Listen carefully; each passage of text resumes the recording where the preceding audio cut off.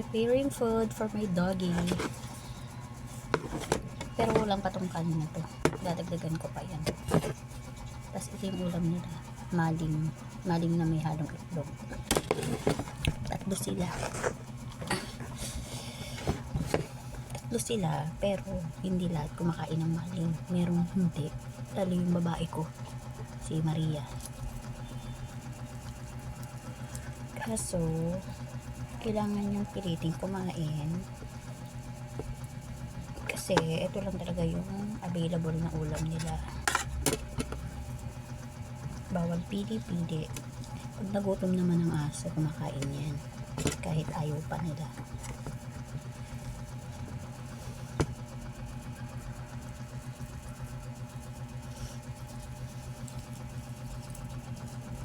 Kahit masarap yung ulam, may mga aso talaga na hindi nila bet yung lasa. Mas gusto talaga nila manok, atay, isda.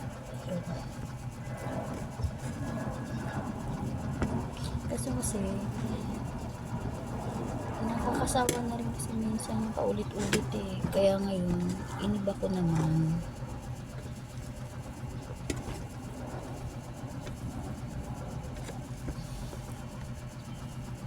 Pag araw-araw ganun kasi kaumay. Kakain din naman yan mamaya kapag nagutom. Basta hahainan ko lang siya, ilalagay ko lang yun sa kanya, sa harapan niya. Hindi man niya kainin, itatabi ko para mamaya pag nagutom siya. Bali hindi nga lang tatlo yung pinapakain ko eh. May isa pang aso din sa likod. May may-ari. Walang daanan. May daanan man pero malayo. Iikot pa akong ganun siya. Shortcut pa ako. Kaya ang ginagawa ko na lang, hinahagisan ko ng pagkain. Nilagay ko sa plastic. Minsan yung asawa ko yung naghahagis. Lalo sa gabi. Nahagisan yun ng pagkain. Tapos, meron din pusa na pumupunta dito sa may hagdanan namin. Alam niya yung oras ng kain namin. Tsaka nasanay na siya. Once kasi ang aso o pusa, pakainin mo ng isang beses, babalik-balikan ka na niyan. Matatandaan ka na niya. Kaya lagi akong nagtatabi rin ng pagkain para dun sa pusa. Sa araw, wala siya, hindi siya pumupunta. Siguro tulog. Di ba ganun naman talaga mga pusa? Sa araw, tulog sila. Pero sa gabi, alas 6, yun, nandiyan na siya sa hagdan.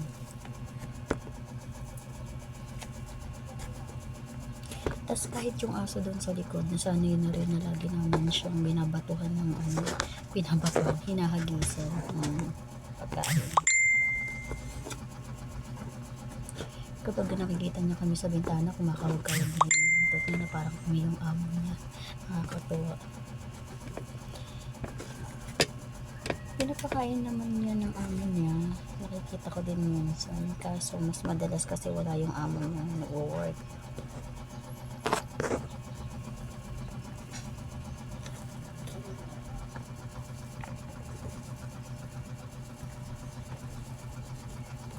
Sarap kasi sa pakiramdam pagka kahit sa ganitong simpleng paraan lang makakatulong ka sa kanila. Appreciate nila kahit ganito lang. Ang sarap sa pakiramdam. Sana lahat din ng mga nanonood, mahilig man o hindi kayo sa hayop, sana kahit sa simpleng paraan lang makatulong din po sa kanila. Kasi lalo sa mga stray, kasi wala naman kasi na magagawa ng paraan. Magawa man sila ng paraan, kalalkay sa basura, nag-aabang na magbigay, na may magbigay sa kanila, lalo dun sa mga nagtitinda ng mga pagkain sa street. Swerte na lang nila kung mayroong magbigay. Paano kung wala? Kaya sana ako nakakita ng kayo ng ganun sa kalye.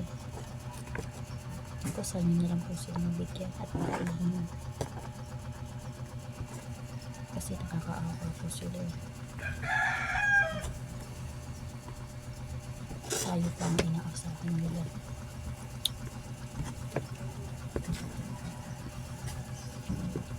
Hybrid man po o wala, sana po magkaroon po kayo ng malasakit sa mga hayop.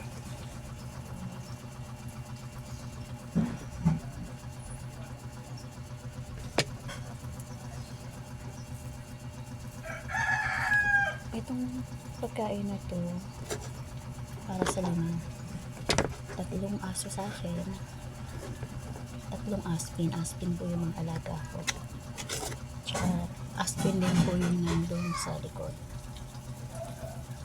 tas stray cat po yung pumupunta dyan sa hagdanan namin pag oras na kainan, dahil sa gabi dyan na po siya nakaabang.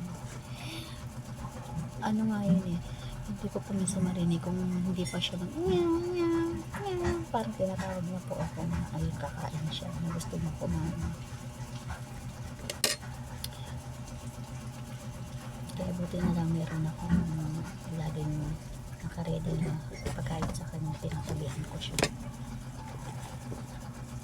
Ito kulang po itong pagkain nito sa 5, dadagdagan ko pa yan ng kain.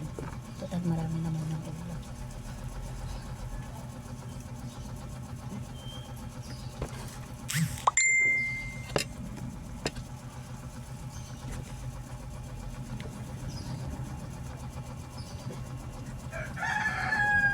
Ano po yung ulam namin, ano po yung pinakain namin, ganun din po yung pinakain ng mga alaga ko.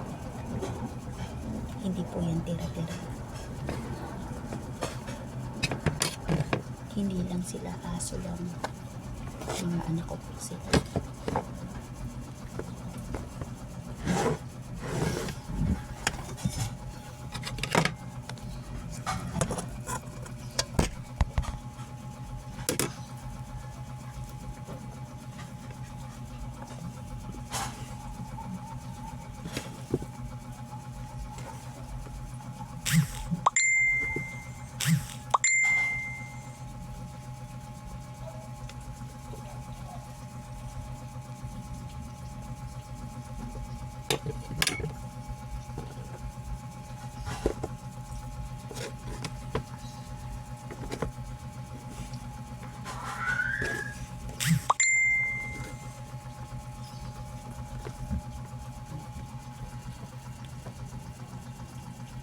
Natutuwa po ko sa ibang vlogger na mahilig po sa aso, lalo yung mga nagre-rescue.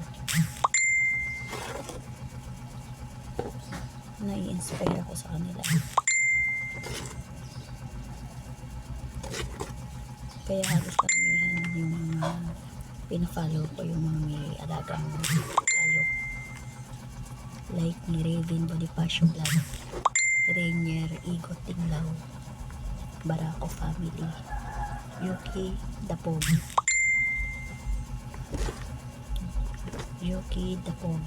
Hoshi Nali Amantre Madrigal, Bingo and Tatay, Fluffy Adventures ba? Basta Fluffy, yung may alagang pangalan ni Mocha, si Mocha rin. Marami pa. Joy and Lala. Ayun. Pops Gino. Nakakatawa po sila.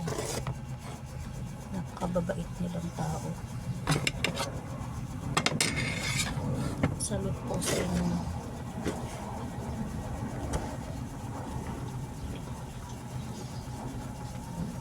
Tsaka si Farman Kai, yung puro sitso yung alaga. Tatalino ng mga dogs no. Ang galing niyang mag-train. Tsaka si Teo. Ayun, si Teo. Ang talinong aso niya. Si Isko. Talino matalino rin.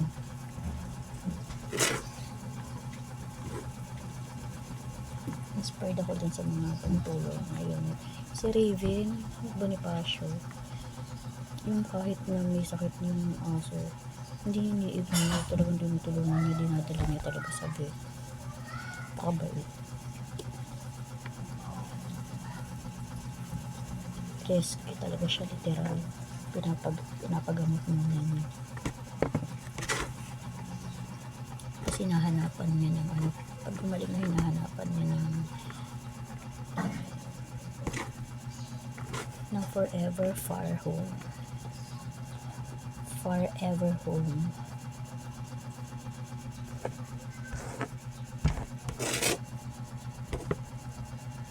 Ayan, tapos na po, ilalagay ko na siya sa mga lalagyan nila.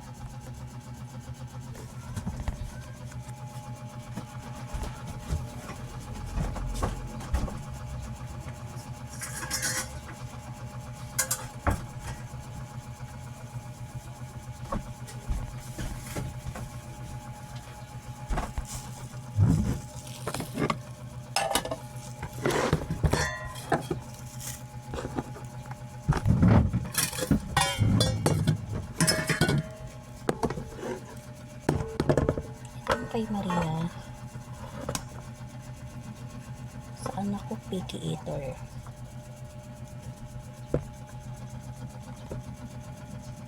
Ito yung kay Marboy. Ito yung kay Marky.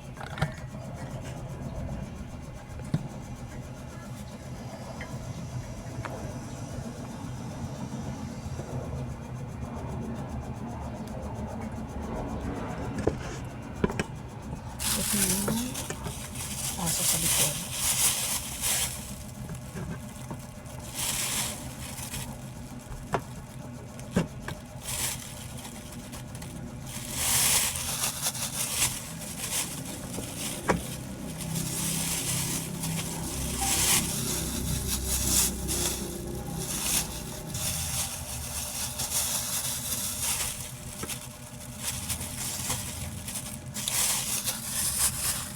Ulam pa rin po, dadagdagan ko siya ng kanin para doon sa pusa mamaya.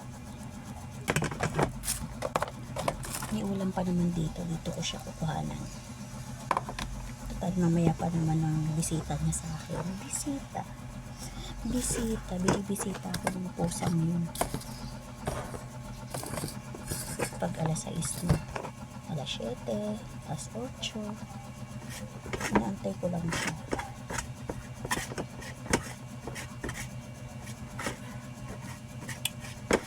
Prepare ko na lang siya mamaya.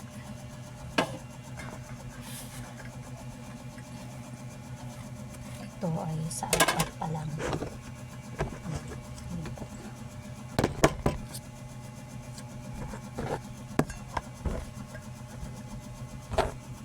Ito yung alaga ako sa likod. Naangkin ko na siya. Kahit hindi sa akin pinapakain ko. Kasi laging wala yung amo niya. Nasa work. Kilala ko yung amo niya kahit taga doon sila sa likod. Wala man daanan dito. Mabait yung amo niya. Hindi nga lang kami nagkakausap. Kasi nga ang layo pa ng iikutan. Hindi kami friend, hindi kami magkapit bahay, oo, pero bandang likod na sila. Mukha namang mabait yun. Wala nga lang lagi dyan. Kaya bihira ko lang siya makita na nag-aasikaso siya ng mga dogs niya. Meron din siyang aso pa dito, banda dito, hindi na abot. Kung hahagisan man namin siya, hindi niya yun abot kasi nakakulong ata siya. Itong isang aso hindi naman nakakulong. Diyan lang nakatali lang. Diyan na lang din natutulog. Diyan kumakain. Parehas yun, nakatali din yung isa. Pero ba't na dito, hindi na namin siya kahit gusto ko rin siya napakainin, hindi namin abot. Hindi niya rin maabot yung food.